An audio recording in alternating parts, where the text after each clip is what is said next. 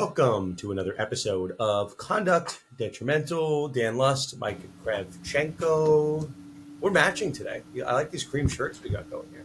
Yeah, I know. It was crazy coming on. I mean, you got a little bit more warmth. I'm still in the t-shirt, even though it's not t-shirt weather, but yeah, we're back with matching. I don't have the long hair. Once I start growing my hair out too, better watch out.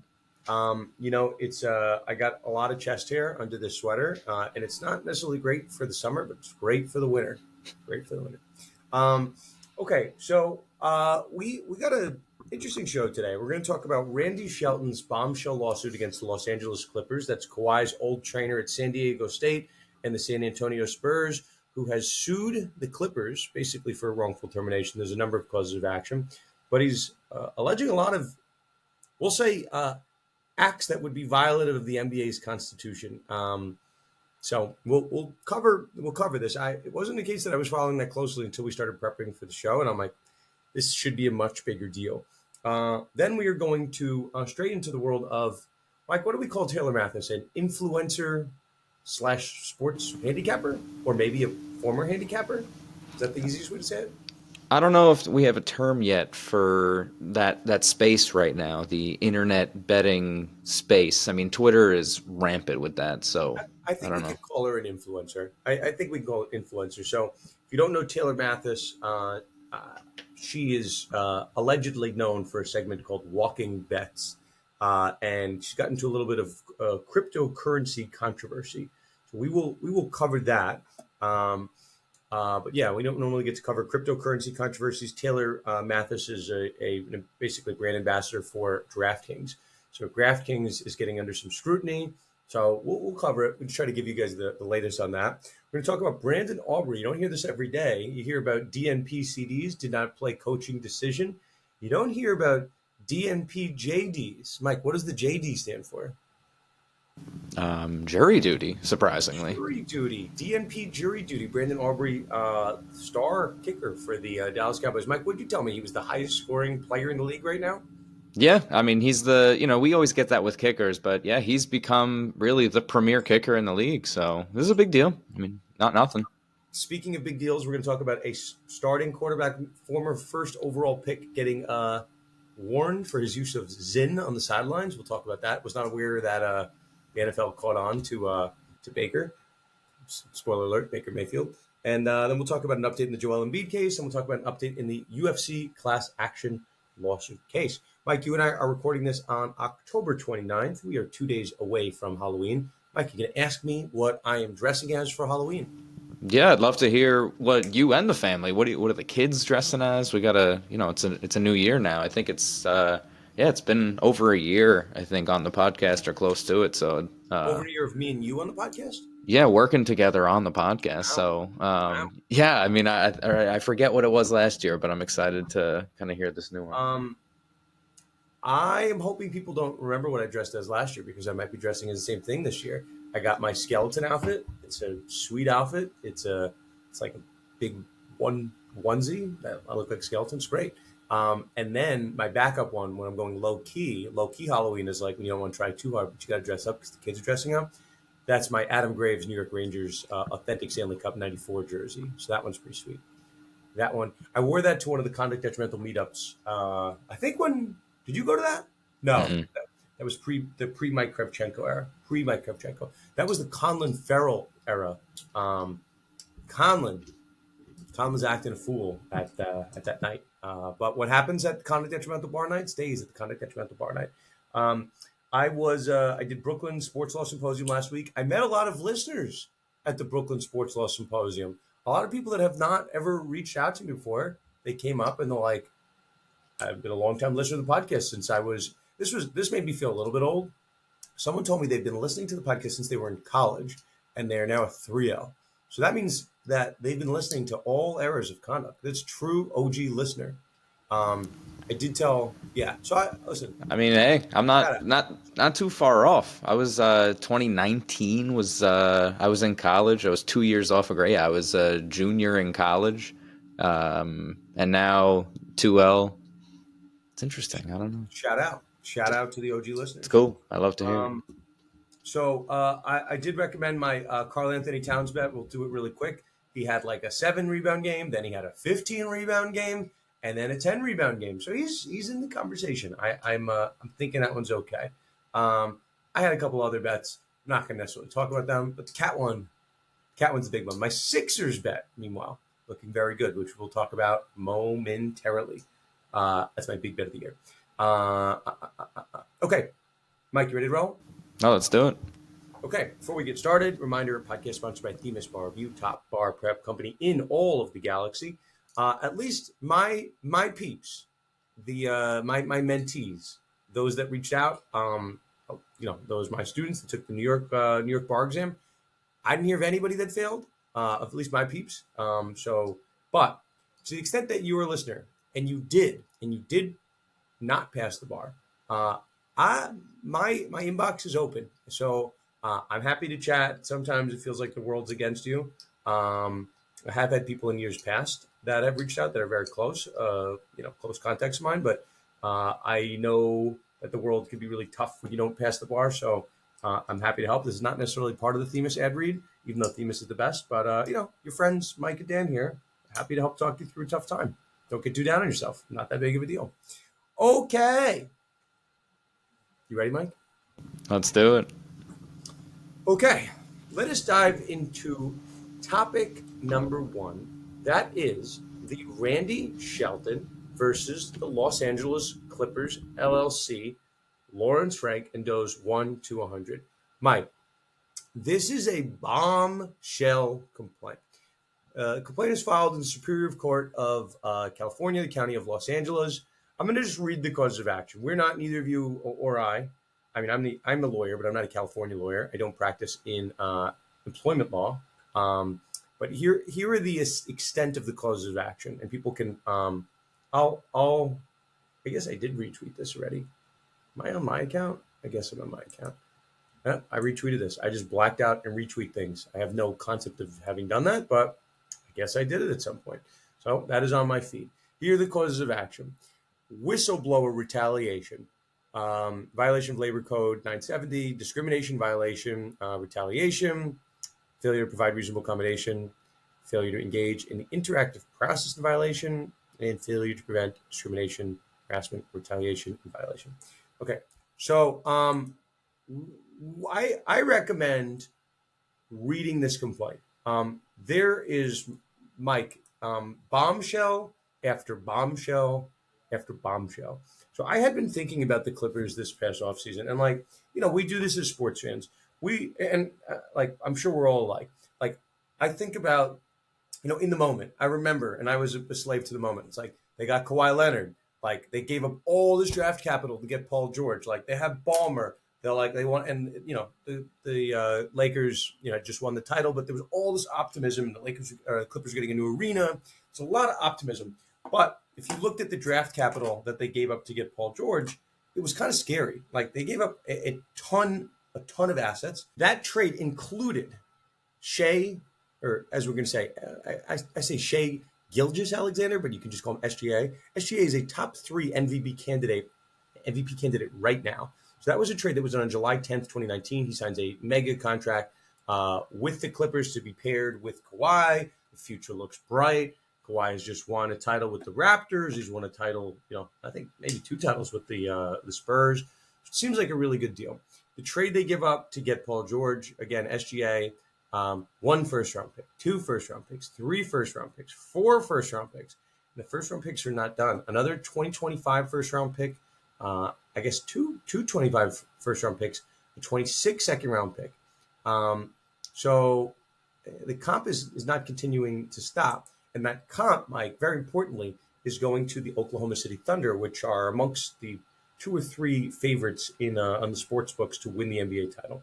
So that will go down as one of the worst trades in NBA history. Not because Paul George wasn't good. Paul George has played fine, but the return on investment, again, was okay. But they gave up a ton of capital. Now OKC is well positioned to win a title. Not to say that they will or won't, but it's there. So we've spent a lot of time talking on the show about Deshaun Watson's bad trade. I think we talked about Bryce Young's bad trade.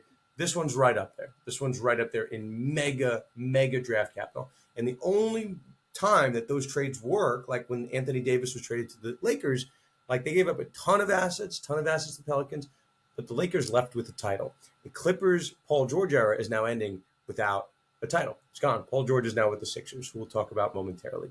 But that goes to say the Clippers have spent a ton of money. They're going into a new stadium. Paul George is gone. Kawhi is hurt. And James Harden is like the star of this team. And it was like a couple years, maybe last year, when James Harden was all washed up and, not really making an effort anyway. So that's the state of the Clippers. It's not very good. And Mike, as they say in showbiz, right? When it rains, it pours. Mike, give us some of the highlights of this complaint. I was surprised to see this make it out there. Put it this way: it does not paint the Clippers organization in a positive light by any means. No, absolutely. And yeah, I mean, Shelton's claiming that he was wrongfully terminated in retaliation for him expressing concerns about Leonard's injury management, which has been a very hot topic for the majority of the latter half of his career, especially post 2019 after his Raptors run. He's almost not really played at all. So, his lawsuit suggesting that his 2019 recruitment by the Clippers was part of the long-term effort to secure Kawhi Leonard's future signing, potentially violating the NBA tampering rules then, because he, as you had mentioned earlier in the episode, had worked with Kawhi at San Diego State. So Article 35 of the NBA Constitution actually bars teams from attempting to recruit players under contract with other teams. We've seen this in many other sports, especially the NFL, I feel, has really been held a victim of this consistently. But while the NBA is usually enforcing these rules, Shelton's claiming that usually this could lead to fines or other penalties if tampering is confirmed for the Clippers. And I mean, this is very significant. Like you said, the LA market, their opposing Lakers did recently just win. So the Clippers spent a significant amount to be in this situation. And Shelton's arguing that the Clippers, throughout all of this, prioritized Leonard's on-court productivity over an actually responsible recovery process, and which had potentially compromised his health early on and kind of led to the situation where we're at now with Kawhi. So the complaint kind of outlines the instances where Shelton's role was allegedly marginalized, where the Clippers had allegedly just completely disregarded all of his recommended timelines and load management for Leonard, and possibly amounting to complete negligent management of his rehabilitation, which is really where Randy Shelton is coming from here. And Can I add something which I think is interesting? Like it's unclear, Mike. You said it was his recommendation, the 730. Well, I guess we'll read this part. What Shelton is alleging is we don't need to get so much into like the actual technical causes of action under California law, because you guys don't turn in for that, because California is one state, and we're just trying to hear this out, what the actual core of the allegations are. So the main one, I mean, and we talk about these complaints sometimes. Sometimes there's the meat, like there's the steak and the sizzle. What I'm about to tell you in terms of like NBA recruiting violations really has very little to do with, Shelton's lawsuit. It's just why ESPN picked this up. If it's just a case of wrongful termination, like, I don't know, Clippers don't really, I don't know. I don't really care about this. I do care when tampering is involved. So Lawrence Frank, I guess allegedly, this is according to ESPN, at a press conference when they signed Kawhi. After the Clippers signed Leonard in July 2019, Frank said during an introductory news conference, "We never had a conversation with Kawhi or with any of his people. We always felt by doing it out in front that we were being very transparent, very transparent. We know the rules. We follow the rules with how Steve Ballmer does business. His integrity is number one. We are always going to be above the line." According to Randy Shelton, that is not what occurred. According to Randy Shelton, this guy and he's not nobody, right? Like we referred to it a little bit. He worked with Kawhi. Kawhi went to San Diego State. Randy Shelton worked at San Diego State. He was his trainer at San Diego State. And after San Diego State, this guy went with Kawhi to the San Antonio Spurs. And as Kawhi's story goes, he was really transformed into these, like, there's so many players that are drafted, like, you and I, Mike, root for the Knicks. There's a guy, Jericho Sims, on the Knicks, who's not very good. He's drafted as a project because he's like a super athlete, but he's just kind of like klutzy with the ball. Like, Kawhi was not a shooter. He was like a really raw, like an incredible athlete, like with these freakishly large hands, and he was an incredible defender, but he wasn't an all-around basketball player. So if his game was rejuvenated by whatever happened to him between San Diego State and the Spurs, I imagine the Clippers hiring Randy Shelton to bring him to Los Angeles probably meant a lot to Kawhi.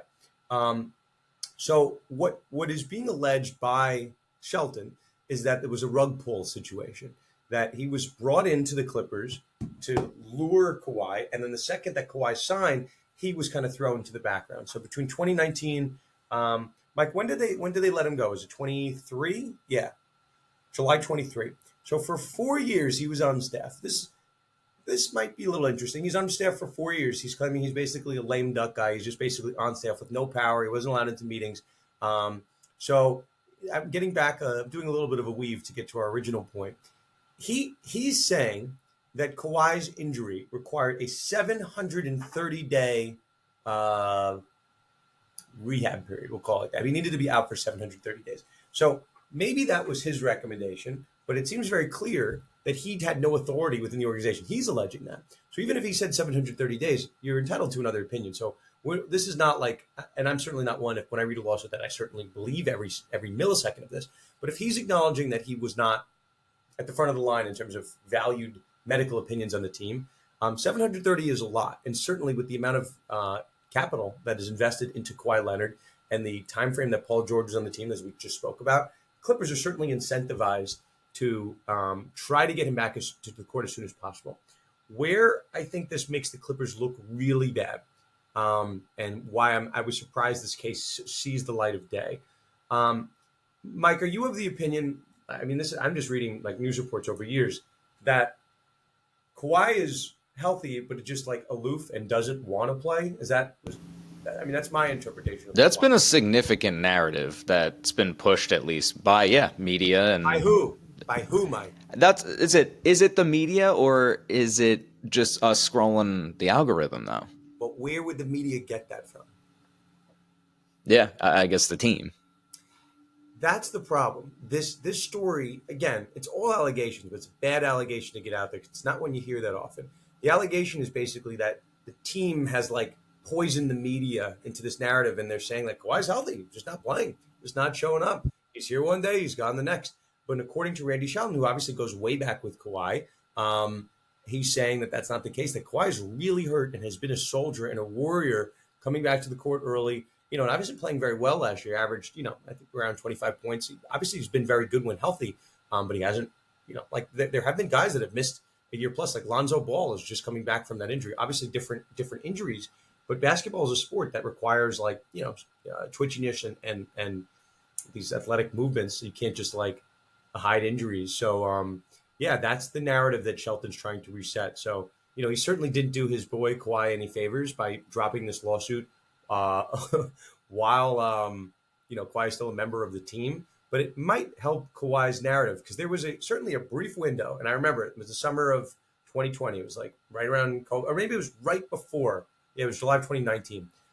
There was a brief window where Kawhi was considered 1A to 1B with like LeBron and best players in the NBA. It was right there. And, he was like this hired gun. He was going to Spurs and winning championships, Toronto winning championships. So this story really paints the Clippers in a really poor light. So they've had two monstrous free agent acquisitions, or we'll say acquisitions in recent memory. Kawhi, seemingly is now he's not suing the team, but someone's suing the team and throwing them under the bus for their treatment of him, and Paul George, who left. So this does not look very good if the Clippers are trying to be a destination for free agents. Very long term does not look good for the Clippers. I mean, think about the taxes alone in California. Now the team. I mean, that's got to be a hard destination for the next maybe number of years.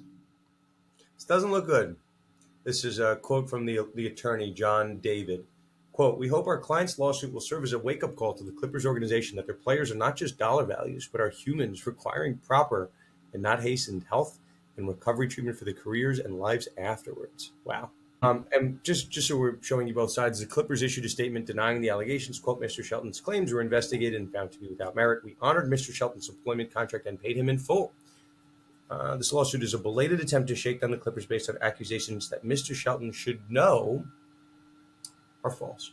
So certainly the allegation is the sense that he got contract was paid him in full. Um, at least from what I'm discerning in the cause of action, he's not alleging that they owed him any more money and whatnot, but he's trying to pin them on some statutory retaliatory claims. So interesting. I would imagine the case that the Clippers, maybe to their point, they felt they were being shook down, but this guy is not one that, like, resume wise, that screams to me that he is just someone making up these stories. So, um, I sometimes read these. I'm just going to tell you this, and I'm going to. Can I tell you a quick story, Mike? You're in No, for it? please. I have a lot of quick stories. So I sometimes I'll read a complaint, and sometimes it'll be like a really heinous and disgusting complaint. Like I read some of the P Diddy allegations, the Vince McMahon allegations. Like I read all the complaints, and I sometimes it's obviously always the plaintiff's burden to prove their case, but it depends who the witness is. Sometimes, like this guy Randy Shelton, is followed Kawhi his entire career, so he's not some like random trainer that was on the staff for a year and overheard some weird conversation. He's a guy that goes way back. So um, I don't think this is a throwaway allegation. It doesn't seem and it's a little different, right? Like we spent a lot of time with the Deshaun Watson allegations and just the nature of those allegations. The individual suing Deshaun Watson knew him for that interaction. I don't recall seeing anybody that knew Watson back like years and years and years and could speak to his character. That's why those were so interesting, because you don't know. You met someone one time, so you're not really sure. Again, like every incident's different. But for Randy Shelton here, he's with the Clippers for 4 years. He, quote unquote, knows where the bodies are buried, and he's known Kawhi for many years. So this is not someone that should be taken lightly. That's all I'll say. That's all I'll say. Mike, do you want to hang in basketball? You want to just knock this Joel Embiid thing out really quick? Yeah, let's do it. Let's talk about it. Give us the update. So Joel Embiid was the Sixers got under investigation. What's the latest?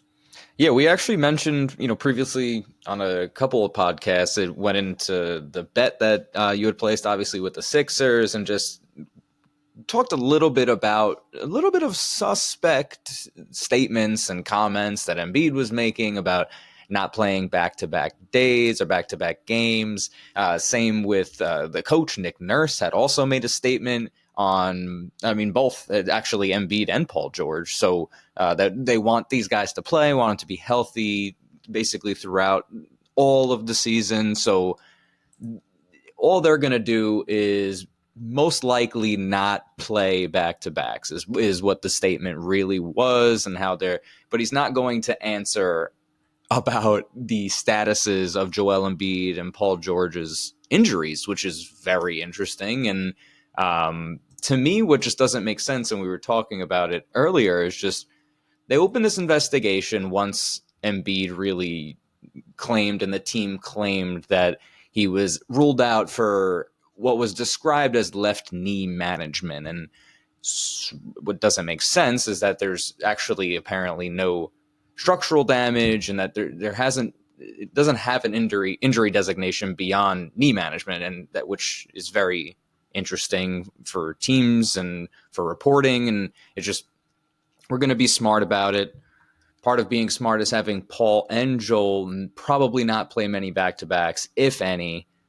And it looks like they looked into that, the 76ers, whether they were violating NBA policy. And in 2023, they actually did just address load management. And the NBA implemented those rules so that resting stars, when they're not injured, is kind of somewhat frowned upon. They're subject to fines for various violations of the policy. So that does include prohibiting teams from sitting multiple star players, which is Paul George and Joel Embiid, in the same game when they're not injured. So if they are going to do the load management or rest management, like we were just talking about Kawhi Leonard, they can't both be sitting at the same time during these nationally televised games, which, of course, the Sixers have many. And specifically, the Phillies game against Milwaukee this past Wednesday was nationally televised on ESPN. So they looked into them. It's interesting that the 76ers, I guess, didn't go too far into violating the policy. They got fined $100,000 for, quote public statements they made about Embiid's health status. So not even the actual action of sitting the two players, but rather the public statements that the team had made about Embiid's health. So it's just interesting. I mean, he missed their season opener, obviously, earlier this month.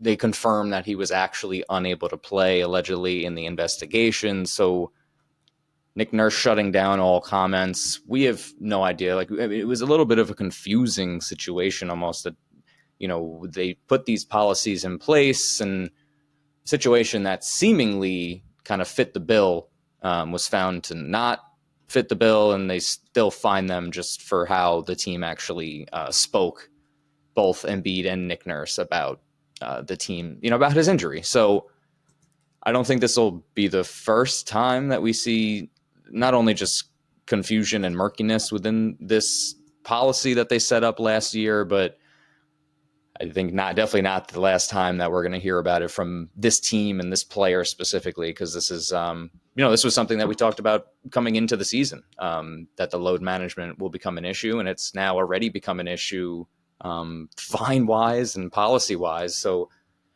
outside of just them hitting their under on win total, I mean, now they're getting fined for some stuff that we're definitely a little skeptical of. It's funny. Like, it's so rare when the NBA or the NFL or Major League Baseball, they conduct these investigations. Like, we're going to get to the bottom of this. We're going to figure out what happened. And let's say, like, for every 10 of those investigations, whatever it is, Shohei Ohtani, like Joel Embiid, like Joe Burrow. We talked about the risk situation and the disclosure, the 49ers with Christian McCaffrey. It's like, we all as fans are sitting there and like, I don't know, probably something happened. Probably even the Clippers investigation, which I'm sure the NBA is looking into now. And it's like, we look at all of those, right? And we're all like, okay, like, we're all excited for the NBA statement or the NFL statement, Major League Baseball. Like, they're going to get to the bottom of this. But it's never a 50-50. It's never like, or like even the Dolphins with Stephen Ross and Tua with the tanking allegations. It's like, if they find something, which does not occur at a 50-50 rate, it's much lower than 50-50. They find that something happened 25% of the time. I'm saying that lightly. That's just an approximation. It seems like less than half. I don't know exactly what that is, but like, they rarely find something. When they find something that's wrong, it's generally not the main thing. It's like a secondary thing.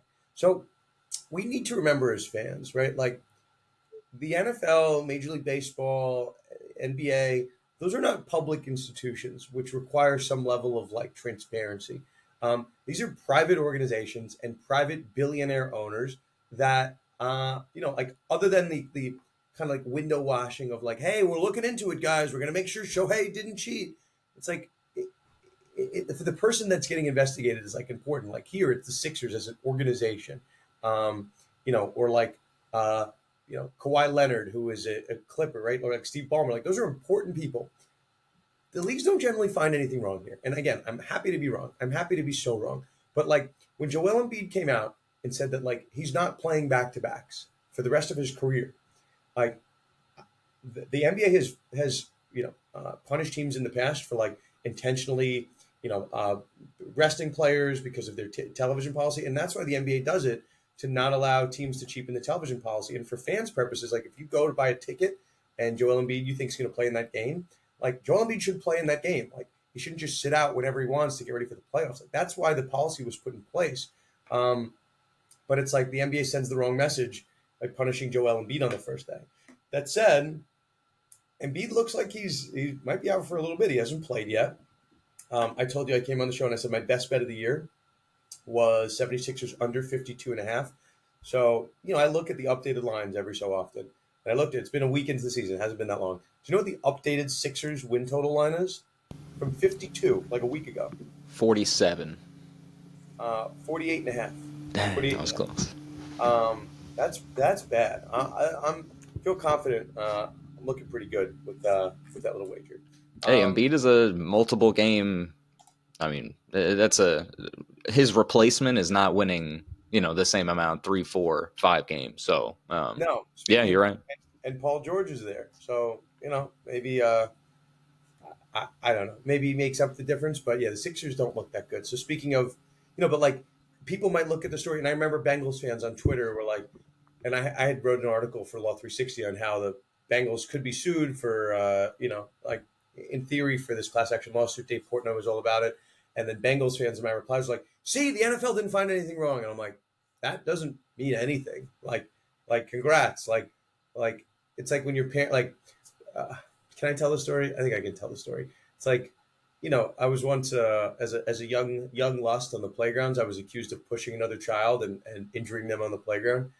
They will remain nameless for this purpose, since they're a lawyer, and I might cross paths with them every once in a while. But this mom called up my mom and was like, "Your son pushed my son off the jungle gym, and and he made him cry. Like you should punish him." And my mom stands up for me, just like Adam Silver standing up for the Clipper or for the Sixers here. And she's like, "No, he didn't. I spoke to him. He didn't. How do you know that? Because your son said that? Because my son said he didn't do it." The truth is, um, I 100% did do it. And I told my mom I did it, but my mom was not gonna give in, right? You don't negotiate with terrorists. And this guy's mom, terrorist, don't negotiate with her. Um, anyway, so I digress. But yes, just because there was no violation found doesn't mean that the Sixers, in fact, did nothing wrong. That's the point of that. Okay, let's move on here. I want to talk about Taylor Mathis. We said that was the second story of the day. Mike, give us a little bit of background on Taylor Mathis, and you and I don't know who this person is, right? We've never seen her on Instagram. She's never popped up in any way, shape, or form. No, not at all. At least not for my algorithm. I'll say. Listen, and I told you I had a funny story for you, but I'm aware of, in the gambling space, like I'm aware of who Taylor Mathis is. Do I follow her picks? No. Do I know who she is? I do know who she is. Did she get signed by DraftKings? Yes. So, I root for everybody. Everyone's going up and up, and this person's Taylor's, follower count is growing. DraftKings gets on, her radar. So this is someone that I'd say in the gambling space is like not an A-level person. I'd say if you know who Taylor Mathis is, Mike, what would you say if I said a B or C level person? Fair? Fair? Yeah, if you're if you're, I'm just gonna say this, and if you feel maybe offended, hey, it's if you're you're in that gambling degenerate space, the sports gambling world. Yeah, I'm sure you do. I'm sure you would know, and that's kind of where I want to lead into the story of that's actually who made a coin. Someone, a group of crypto loving fans, I suppose, created a crypto coin after her likeness, and they got in touch with her. She agreed to promote the token for 2% of the supply, which is at that time 20 million tokens. And like you said, because she has somewhat of a substantial following in the crypto space, in the sports betting space, I suppose. She runs this past a $6 million market cap in just 3 days after endorsing the token. So, this is becoming pretty significant, and I'm sure, she's facing a lot and getting a lot of conversation, a lot of people reaching out, whatever, and who knows who she's working with in this situation. But then she dumped her full 2% stack of the coin, basically, for 16,000 and sends the token way back under 100,000. And then at that moment, not too far after, she actually posted on Twitter, "Yeah, the crypto thing is not for me, LOL." And then later, after getting some absolute, I mean, she was getting bombarded with hate, with people replying to her. She was getting a significant amount. She said that, what, later on, I'm going to donate the funds to a toy fund. And then that became a now deleted tweet. And then later in the night, which is really, this is just the whole timeline. This is what makes it so crazy is later that same night, her wallet, which was publicly available, rebuys 34 million tokens of her coin Worth for how much? $9,000. Yeah, like it was. She bought the original one for 16, sold it all, and then rebought it for 9. Is that fair? I think that's right. Yes, so correct. She ended up, which is just crazy. She then obviously it rebounds because people start to figure this out. She's back in, she's promoting it again. We're back. But then once again, she starts posting about her rebuys and saying that this is great narrative, right? The lore is crazy. Like she's playing into all of this completely. And Yeah, but here's the thing, though, and this is, I think, where what we're talking like. If she's playing into it, and the stock is moving based on everything she's tweeting, I totally get. The mob came after her over the weekend, and they're saying market manipulation, securities fraud. Like I mean, listen, like if that's the space and people are watching her wallet, what's coming in and coming out, and I'm going to give her the benefit of the doubt here. I don't. Again, everyone's innocent until proven guilty in my book. Like, and again, we don't know her at all. Like, I know a lot of influencers in this gambling space. I know a lot of people that friend of the show, Alex Monaco. He does the MSG broadcast. I know you. Do you know Alex? You familiar with Alex's work? There's this space of people that post a lot on Instagram, so they pop up on my feed a lot. So like, do I think someone popped in her replies and said, "Hey, do you want to make a coin, Bitcoin of yourself?" And like what do they call it? The Taylor coin? What was the name yeah, of it? Is that what it's called? yeah, So whatever. Like they probably said that you want to make a quick buck, and she probably again. I'm giving a hypothetical. I have no idea if this happened. Like, hey, can we put you on a coin? Do you agree to put your name, image, like this on this coin? Do you want to sign this short form 1-page agreement? Sure, I'll sign it. And like this doesn't seem like the work of a lawyer behind the scenes that she consulted with someone and went through the fine tooth comb and she was, consulting the lawyer before every step of the way. This seems like a fly by night thing that happened. Someone reached out to her, said they had experience with coins that you could make 10, 20,000. And, when you're someone with such a heavy social media presence and she gets really good, since the story came out, I was checking her engagement. She gets a lot of engagement and she also gets a lot of creeps in the replies. And this is what was like juicing the stock. Like the creeps were trying to like show their support to Taylor Mathis and like we're jumping up the stock. So um, I think this is just seems to me, and I could be wrong, the story of someone that just jumped into an industry they know very little about, which she's almost admitting in some of her tweets, and might have derailed what seemingly was a very fast track career. Like I saw her a couple of years ago on I don't remember it wasn't always DraftKings. I forget who she used to be affiliated with, but like to go from the minor leagues and separate yourself from the pack and get all the way to DraftKings, you're doing something right. And now DraftKings is getting under a lot of scrutiny for their continued association with her. So, it'd be a real shame if this is the thing that like, that derailed her career. And again, like that's why lawyers, there's a lot of bad, if you're listening to this, I'm guessing you're a fan of lawyers and a lot of obviously lawyers listen to the show, but like, this is the type of thing, like, don't touch any of these weird investments like until you consult a lawyer. Yeah, it might be a 1 or 2 page agreement. You might think it's really stupid. Hey, I'm only going to make 10 grand off this. So why do I need to spend 2 grand on a lawyer? It's like, at least ask, right? Sometimes I get calls and I'll tell someone it's not worth hiring you, but let me at least hear what this is. And I'm happy to just hear you out. Like this, free consult, attorney-client privilege, prospective attorney-client privilege. Like I won't say anything. Just let me hear what it is. And we do that a lot at our the New York Law School's NIL pro bono project. Like we'll listen to the stuff, and if we can make a small change here and there, and we'll tell them, the law's in stone. We're not lawyers. We're not doing this.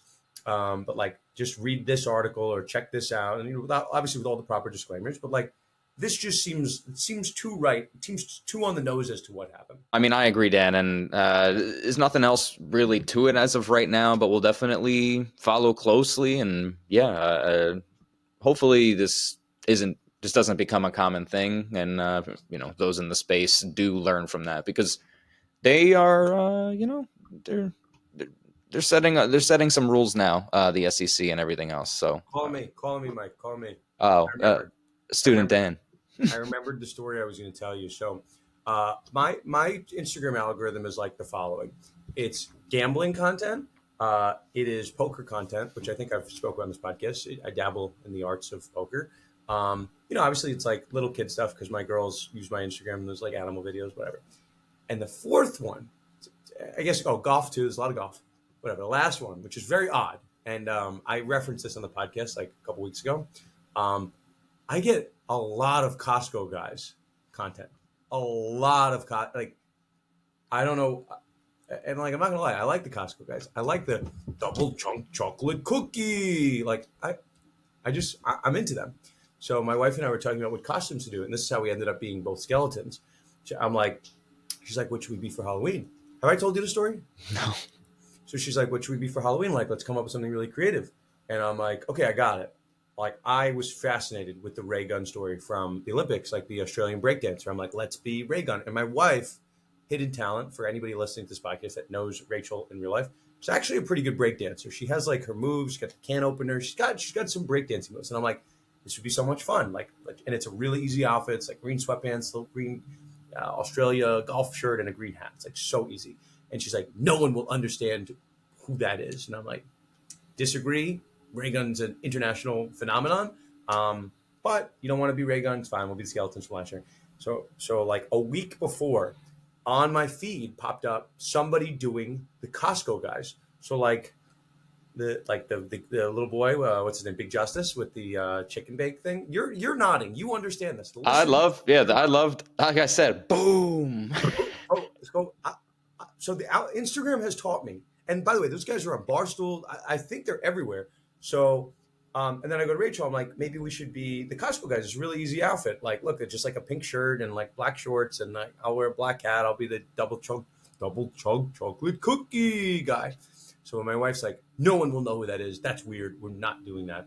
So anyway, I start telling the story because we wore the same exact outfit we wore the year prior. So some of our friends were like, you guys are really lame. You wore the exact same outfit. And I'm like, well, I had two options. I said ray gun. Everyone's like, oh yeah, that would have been great. That would have been totally great. And there were a lot of ray guns at the party, so that one would have been great. And then I told them, yeah, the other option was the Costco guys, double chunk chocolate cookie. And my friends, and mind you, these are new friends in my town that I've known for maybe 2-3 years, so like not my oldest friends. They think I'm the strangest person. Nobody. We were at a pregame of like 10 couples.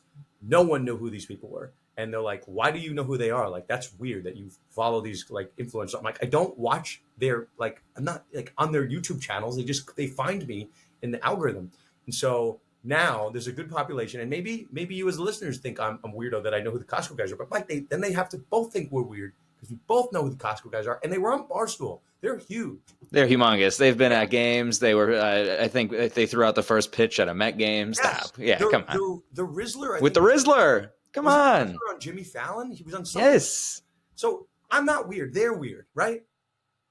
They're extremely weird. They literally have been everywhere. Now, like I said, too, like they've been at Mets, like you said, Jimmy Fallon. Like they've been in the mainstream media. It's not like they've been just on our feed. Fine. So that's crazy. You're right. Okay, I have one more story for you. Can I sneak the story in? And then we'll close up. One more quick. A little more quick. Was that too slow? No. I said one more quick. Oh man, I guess I'm too slow for you. I'm just gonna say this, Mike. The Yankees are playing tonight. They're down 3-0 as we speak. Right? The series 3-0. Oh yeah.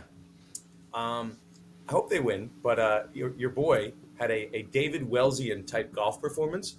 Saturday night we went out to this Halloween party, and obviously at the Halloween party, stayed up late. A lot of parents having fun. Right? Late night. I woke up very early for a tea time in the morning to play with my dad, Mike. And I've told you I've been playing golf, trying to get better at this. Okay, I started the season as a 22 handicap, which isn't that good. That's like kind of bad. And I've been working at it. My previous low entering Sunday was an 87. Do you know what I shot on Sunday? I can't. Okay, an 87 though. It's not like horrific. 87 is pretty good. That was my low before the season. I shot an 81. Wow. Sunday, and I've lowered my handicap through this season from a 22 to a 16, 6 shots in a season. But I say David Wellsian performance. Do you know the David Wells story? I don't. David Wells, I think he threw a perfect game. Either threw a perfect game or a no hitter, but he famously or infamously did it while being extremely hungover. So I like it. That's how I did it. I'm not gonna lie, it wasn't a work day. It was Sunday, and I was all good by Monday, but your boy basically had the Willis Reed / David Wellsian performance of his life. Beat his all-time score by 6 shots. Quick story. Okay, that's it. We're done. Was that quick enough for you, Mike? No, that was perfect. That was great. Like that was professional. That was professional. The listeners like the quick stories. We can't just hit you with facts all the time. I agree. No, you need to cut it up. Okay, Mike. Listen, you're the boss now. What do you want to do now? What topics you want to close us with? Well, we got two more football, which is always good, and they're quick also and pretty Oh, interesting. I'll be the judge if you tell this quick enough. So go ahead. Go All ahead. right, all right, let's do it. Speedy Gonzalez. Yeah, the first one, obviously. So Baker's in. That's the craziest to me. Baker Mayfield, you had mentioned the former number one overall pick. He was seen during the broadcast on the bench this past week, taking a Zyn pouch out and putting it in his mouth. For those that are unaware with Zyn. Tell people. Yeah, for those that are unaware with Zyn, chewing tobacco is very common in the MLB, but so Zyn is a nicotine product that is basically there's no tobacco in there. It's just a little pouch and it's nicotine. They're not allowed, though, any sort of nicotine products on the sideline of an NFL game, let alone actually being used. So that was kind of the biggest issue with this situation. So they looked into it. They're not going to be punishing him. I guess this is a first time, at least caught on camera situation. I'm interested, Dan, to hear your thoughts on the Baker Zyn. That was pretty quick, Mike. That was pretty quick. That was Speedy Gonzalez. That was very good. So I could have sworn, and I'm not a Zyn guy by any means. I could have sworn, like, I've watched my fair share of baseball games in my life, and I'm pretty sure every player, not every player, a lot of players on the bench are putting the chewing tobacco on their lips. You see the fat lips, right? So I read the Baker article, and I'm like, so football and baseball, like, you have different rules. Like, what's different from sitting on the bench in football versus baseball? Like, that doesn't really make sense to me. So then I read again. This is a 2016 policy. So Major League Baseball implemented a ban on all players chewing tobacco starting in 2016, but it wasn't an outright ban. It was a ban on players who joined the league after 2016. So I remember when I was younger, Mike, you're a huge Rangers fan, right? Of course. So there used to be a guy, Craig McTavish, who's known in Rangers folklore as the last guy to be able to play hockey without a helmet. He grandfathered in. So they made the rule, like, all new players have to wear helmets. But Craig McTavish was a guy on the 94 Cup team who, like, didn't have a helmet. And, like, he was kind of the man. There's a kicker. I'm going to totally forget this guy's name. Maybe I'll Google it later. There's a kicker. They outlawed this, like, open face mask. So he's like, this kicker in football had, like, one chin bar, otherwise an open face mask. So that wasn't allowed either. That's what we're looking at in Major League Baseball, that they grandfathered in the chewing tobacco. So maybe in 10 years, when all these guys age out, no one will have it anymore. I guess it's probably going to take a little bit more than that. But it's kind of interesting that Baker is not allowed to have this. Now, Mike, do you remember the incident? I think it was last year. The Barstool guys had a whole segment on this, but when Mike McDaniel seemingly got caught hitting a vape on the sideline. Yes. Exactly. Yes. That was huge. That was a big story. Did he get in trouble for that? No. That it allegedly ended up being a Sharpie or a pen. Oh, allegedly. Okay. I was talking about this before. When the NFL looks into stuff, they rarely find it, right? And they issued Baker a warning this time. Like, if he violated the policy, he violated the policy. But, like, these leagues are not inclined to punish their own unless they have to. McDaniel, I remember, went on the Barstool podcast, part of my take, and he was like, he's like, I don't know what you're talking about. Like, it was all tongue in cheek, like, haha, like, I don't know. I just, if there are rules and they're real rules, they're not just like selectively enforce them whenever you want to enforce them. Like, but am I on the sideline here saying, like, yeah, we should punish Baker Mayfield? Definitely not. But, like, then don't have the rule. If you don't think it's important enough to punish him for, like, maybe the rule shouldn't exist. And again, I don't want people to think I'm saying that smokeless tobacco is good or bad. I'm just saying that the NFL has these rules that they want to enforce when they want to. So don't window dress and have a rule just for the sake of your sponsors and whatnot if you're not really going to enforce it. I think that applies smokeless tobacco or really anything else. I think I'm good with this, Mike. Are you ready? Are you ready to move on? Last topic? Yeah, let's wrap it up with DNPJD. Yeah, we talked a little bit about it. Brandon Aubrey, the NFL's leading scorer right now, Dallas Cowboys kicker. He was listed just about a week ago on the Wednesday practice report as a non-participant because of jury duty, like we said. And he was selected to be on a 12-person jury for a felony assault case in Tarrant County. and the case is centered around a second-degree strangulation charge against the defendant. So interesting that, I mean, such a high-stress job being a kicker. I know many people maybe don't feel that, but all eyes on you, just Tell you. that I mean, tell that it's to Greg. Tell that to Greg the leg. Greg the yeah. leg. Well, trust me, you don't want to hear my opinions of that right now. But yeah, they Maybe you would be Brandon Aubrey was sitting on your jury for strangulation if we got you. you know, let's I mean, personally, I would have canned the guy, 3 games ago. But the case here for Brandon Aubrey is, while the Cowboys actually tried to pull him away from jury duty, which is what you would expect. A lot of people get out of jury duty. I've gotten out of jury duty twice now because of being a student. He insisted on fulfilling his duty, so he was expected to return to the court last Thursday and Friday, which he did. And then the judge had said that they're going to work with Aubrey with his football schedule, so he won't be missing much more practice from that.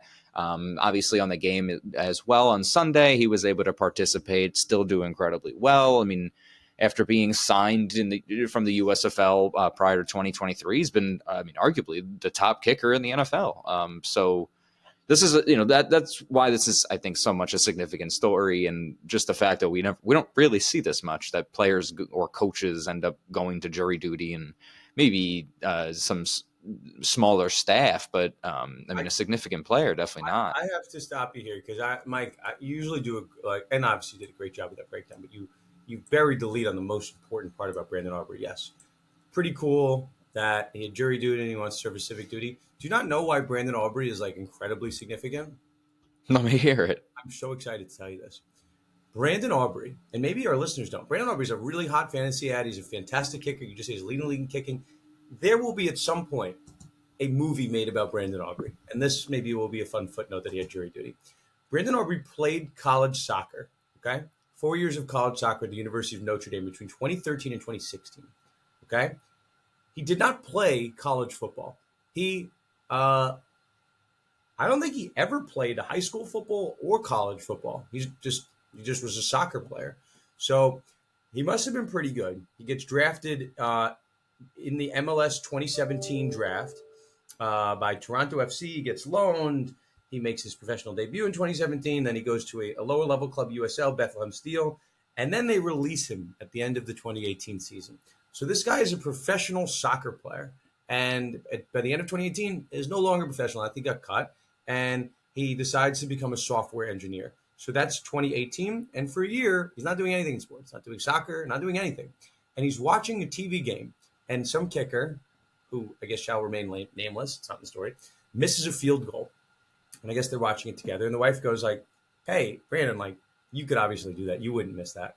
So happy wife, happy life. The wife believed in him and supported him. And then this is the story. I don't have all the details on this, but it says from 2019 to 2022, for 3 years, ostensibly while still being a software engineer, because whatever, some people do yoga. I play golf to get my exercise in. People do, biking and yoga, whatever you do. His thing was getting kicking exercises from former Mississippi State kicker and kicking coach Brian Egan 3 times a week. He was practicing to be a kicker. So for doing the math, this is 2022. Mike, Brandon Aubrey was born in 95. So he's a 27-year-old, never played football before kicker. Okay? He gets drafted in the USFL draft by the 2022 draft. I imagine he did the combine and he gets drafted. In the 2022 season, he hits 18 of 22 of his field goals, hits 22 of 24 of his extra points, which both led the league.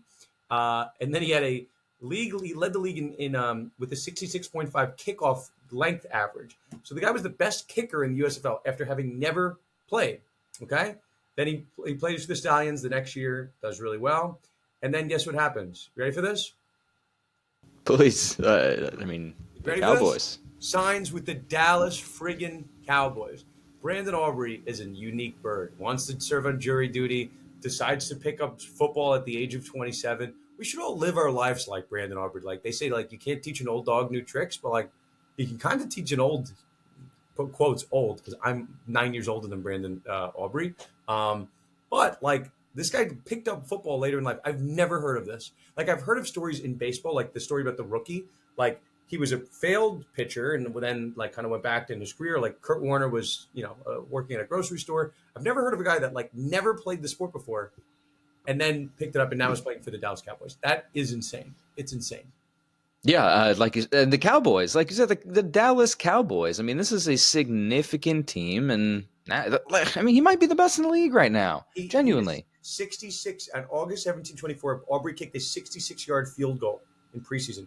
Not only, hold on, 2 weeks later in a Week 3 game against the Baltimore Ravens, Aubrey kicked a 65-yard field goal, officially breaking Brett Maher's record for the longest field goal made in Cowboys franchise history, along with being the second longest field goal in NFL history. Not only is he like the leading league in kickers, he's the best kicker in the NFL right now. That's wild. Like if you're listening to this right now and you're like, I could probably kick field goals. Maybe do it. Maybe call up this guy Egan from Mississippi State. Maybe you could be the best skill. Maybe you can save the Jets. Maybe you can save the Jets. Yeah, it'll just take you 500 days of training, and the salary's probably worth it. Okay, Mike, we said we would keep this episode pretty tight. UFC settlement, you want to do it really quick? Mike, I'll be the judge if it's quick. Really quick. UFC settlement terms. How much was it? 375 million. That was quick. It was quicker than I thought you were going to be. That was the settlement that was it was not approved. It was rejected. They came back, 375 million, a ton of money. Sure, I've been trying to get this UFC, a UFC lawyer on the podcast to break this down, so we'll save it. We'll probably, maybe we'll do an episode when we do the house settlement as well as the UFC settlement, but we will save it. The episode's gone long. I have to go home and watch my kids. It's 6:30 right now, and we got to listen to the Yankee game. I got to listen to the Yankee game in the car. Hey, Mike, you're the man. Great job, buddy. Nah, it's all you. I appreciate it. Okay, man. That'll do it for us here at Conduct Detrimental. If you are listening to this on Halloween, have a very spooky Halloween, and we'll see you next time on another episode of Conduct Detrimental.